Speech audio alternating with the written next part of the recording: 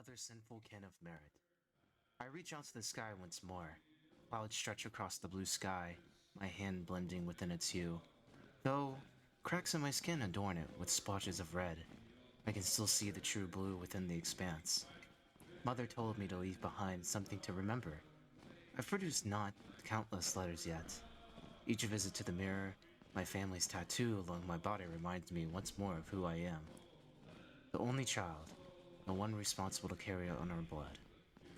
Day after day, with each additional line, I recall her stories of each one to come before me. Legacy. Legacy, they say. And what will I leave behind? A pile of bodies, nothing more. A soul who's too damned to be loved, and too rotten to rehabilitate. Within my corpse, they would call this a lost cause, and I cannot help but agree. You can settle down and start a family, the captain tries to reassure me time and time again, but I don't go by what he says. A lump in my throat grows each time I walk into the Merit's Tavern. I am only worth a glance, then they return to their normal acts. I can sit in silence for hours there, listening to the musings of others, unable to make the share of my own. For what tale does a soldier have worth telling? I slayed a man here, I slayed one there. I watched one beg not to, whilst a rifle spear behind me would cut me in two if I refused. This is not a legacy I want. This is not the life I want. This flesh is a prison, and no other vessel would accept a soul as rotten as this. Despite all of this, time and time again, the tavern keep reassures me. You can settle down and start a family, but I don't go by what he says. A little light of hope sparks within me sometimes, despite this. Perhaps it's just for soldier ether. Perhaps it's muscle memory tied to my flame. This light, this little light within my soul tells me that there is a future, a real legacy to leave behind. It lasts until I'm greeted by the mirror once again. Tattoos and cracks, little lines and bruises adorn this vessel.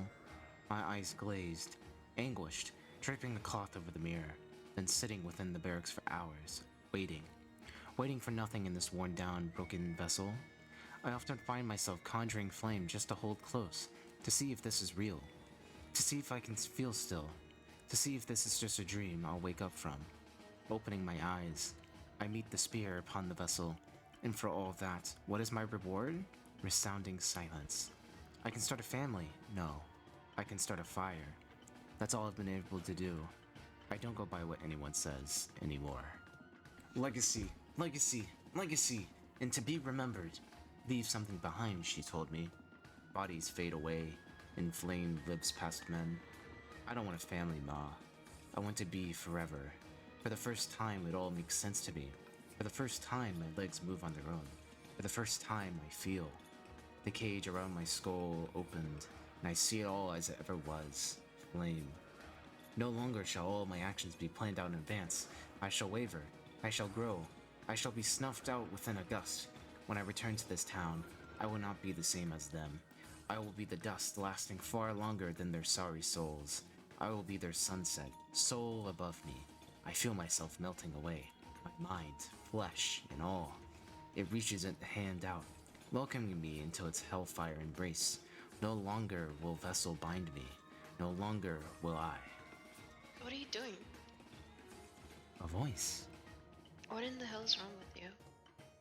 It calls out once more, but I feel too indecent to reply. Warmth is in my grasp, and no soul shall deny it. That is, until it's snuffed out by an ever-present gale. Gods below, Vreia. The voice calls out once more, as the warmth fades. My eyes open, staring forward. Another Adretian woman stands in front of me, the one responsible for snuffing out my flame. I look down at the seer, and begin to process its true feeling behind it all. Regret.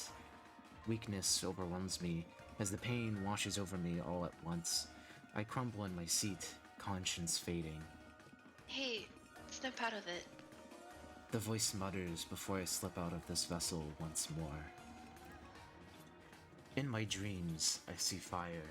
I see a raging gardener, gently raising each flame, growing its might with delicate care.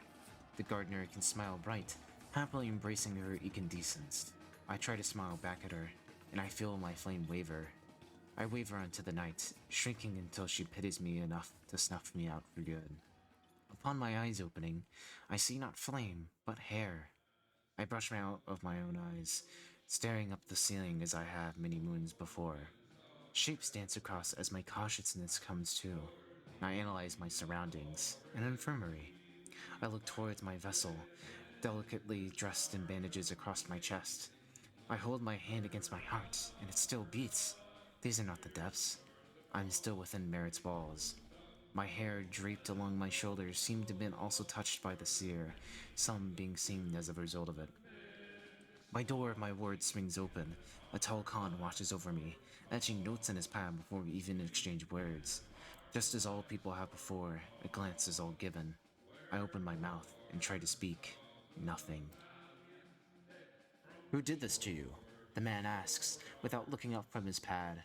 I let out a sigh.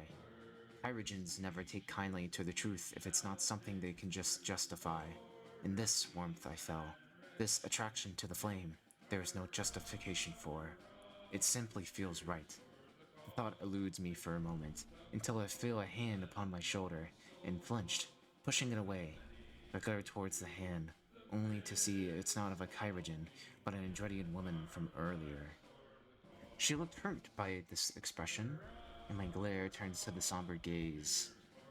You were, struggling out there. She mumbles, running her finger over the spot of her hand which I swatted away moments earlier. I feel bad, but I already struggle enough to communicate with tears as is. A moment of silence passes while she stands over me. I'm too ashamed to look up, as the reality of what has occurred begins to dawn upon me. She speaks my name, and my thoughts are quickly interrupted. I shake my head, managing to speak for the first time in days. Yes?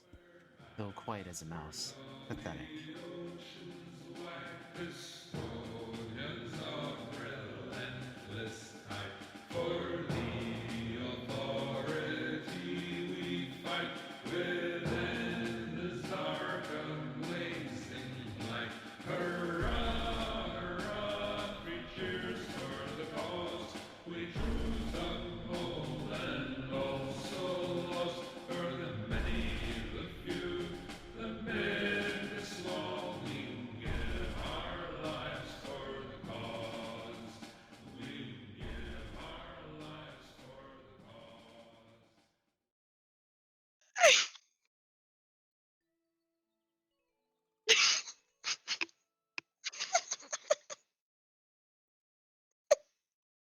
I can't do it. I don't know why it's funny. Okay.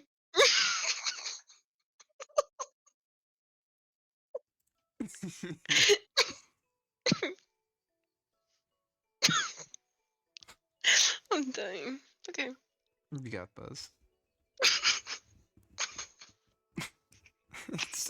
It's just 3 words. It's just 3 words. Okay, okay. Okay.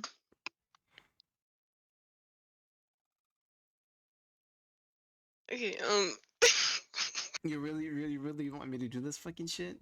Okay, okay. yeah. What are you doing? What the hell's wrong with you? Hey, snap out of it. You're, struggling.